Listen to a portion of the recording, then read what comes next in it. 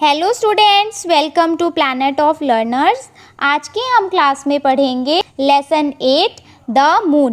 The moon एक कविता है जो कि चांद के ऊपर लिखी गई है, जिसे लिखा है R.L. स्टीवेंसन ने। तो पहले हम इस पोम को अच्छे से समझेंगे, उसके बाद आपकी बुक में जितनी भी एक्सरसाइजेज हैं हम सारी एक्सरसाइजेज को एक एक करके सॉल्व करेंगे। तो चलिए करते हैं इस पोम की शुरुआत।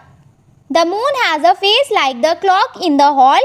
She shines on thieves on the garden wall, on streets and fields and harbor quays and birdies asleep in the fork of the trees. इस स्टैंजा का मतलब है चांद का आकार हॉल में दीवार पर लगी घड़ी के जैसा गोल है।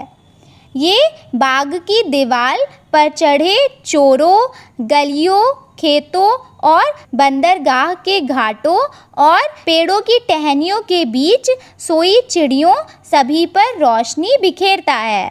Squealing cat and the squeaking mouse, the howling dog by the door of the house, the bat that lies in bed at noon, all love to be out by the light of the moon. इस stanza में कवि कह रहा है कि चीखती बिल्ली और चिचियाता चूहा, घर के दरवाजे पर गुजरता हुआ कुत्ता, चमगादड़ जो दोपहर को सोता है, सभी चांद की रोशनी में बाहर निकलना पसंद करते हैं। But all of the things that belong to the day cuddle to sleep to be out of her way, and flowers and children close their eyes till up in the morning the sun shall arise. इसका मतलब कि सारी चीज़ें जो दिन से संबंधित है रात में चांद के निकलने पर आपस में सटकर सो जाती है, और फूल और बच्चे अपनी आंखें बंद रखते हैं तब तक जब तक कि सुबह सूरज ना निकल जाए। इस पोम को लिखा है R.L. स्टीवेंसन ने। तो चलिए चलते हैं अब हम इसकी एक्सरसाइजेस की तरफ। First, read and learn. आपको बस इसे पढ़ना है और याद करना है। आगे देखते हैं। Pick the odd word out. इसका मतलब कि ये वर्ड्स में से जो अलग शब्द है उसे आपको निकाल करके लिखना है। मून, अर्थ, रॉकेट, सन। इसमें हमारा अलग क्या है? Rocket. Nap, sleep, awake, sister. Nap का मतलब होता है झपकी, स्लीप का मतलब होता है सोना, सिस्टर का मतलब होता है जो कि दोपहर में लोग सोते हैं। तो इसमें अलग क्या है? अवेक। अवेक का मतलब होता है जागना। Glow, dark, shine, illumine.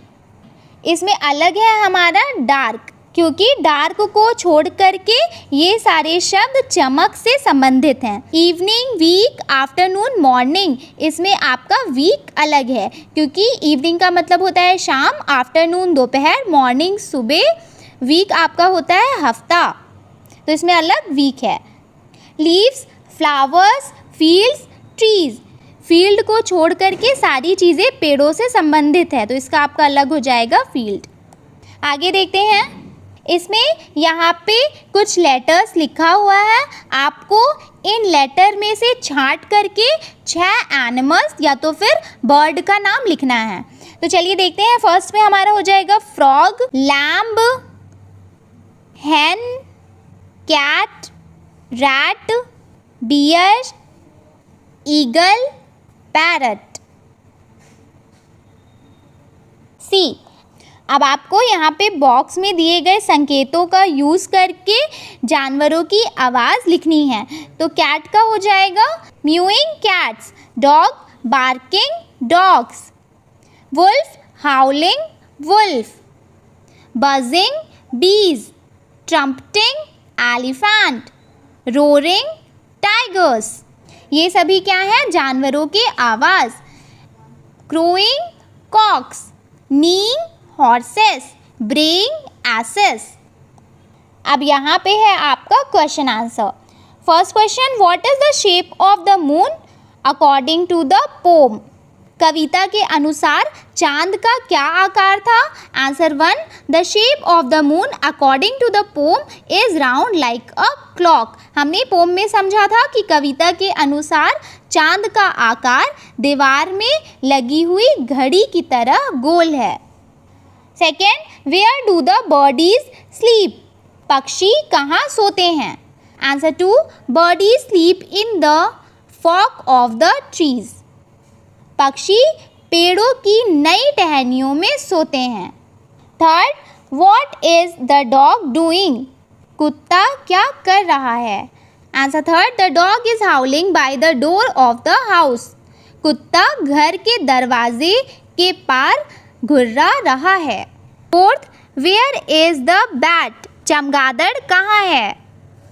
Answer 4, the bat is in the bed at noon. चमगादड़ दोपहर में बिस्तर में है। Fifth, what do the flowers and children do till morning? फूल और बच्चे सुबह तक क्या करते हैं?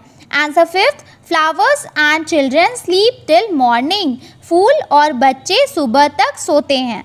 6, what do the things that belong to the day do when the moon is out at night? इसका मतलब कि दिन की चीज़ें क्या करती हैं जब रात में चांद निकलता है? Answer 6, they sleep when the moon is out at night. वो सोती हैं जब रात में चांद निकल जाता है। 7th, in the stanza the poet says cuddle to sleep to be out of her way. cuddle means, हमने पोम में पढ़ा था cuddle, तो cuddle का मतलब पोम में क्या था? क्लोज। आगे देखते हैं, यहाँ पे वर्ड्स लिखा हुआ है, आपको इसकी हेल्प लेकर के इस ब्लैंक को भरना है। तो एलिफेंट का क्या हो जाएगा? Trumpeting, dog howling, cat squealing, mouse squeaking. Let's read. यहाँ पे एक पोम है जिसे आपको पढ़ना है और फिर आगे इसके क्वेश्चंस का आंसर करना है। तो यहाँ पे जो मिसिंग वर्ड्स है आपको वो लिखना है। What shall you buy a kite that will fly up to the moon all through the sky? बस आपको पोम से देख करके लिख लेना है। Second, is there a man on the moon? तो आंसर 2 आपका हो जाएगा yes there is a man on the moon। ये आपका पोम में लिखा हुआ है। Third, what do you mean by the word paw in the poem? Poem में पॉ का मतलब क्या था? The word paw means hands of the man, यानी कि किसी आदमी के हाथ को पोम में क्या बोला गया है? पॉ। Fourth, the poet says when it gets, what does the word gets mean here?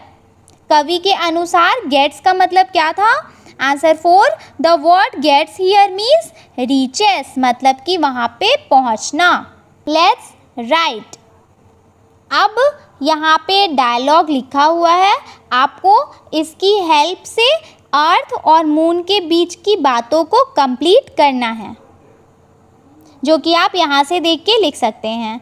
आगे देखते हैं, let's do it.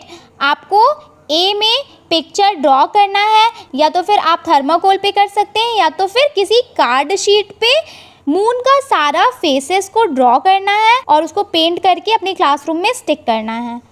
B, write a poem a few lines about the moon. आपको अब मून के बारे में एक पोम लिखनी है और उसके बारे में कुछ कुछ लाइन्स लिखनी है, जो कि यहाँ पे लिखा है, आप इसे देख करके लिख सकते हैं।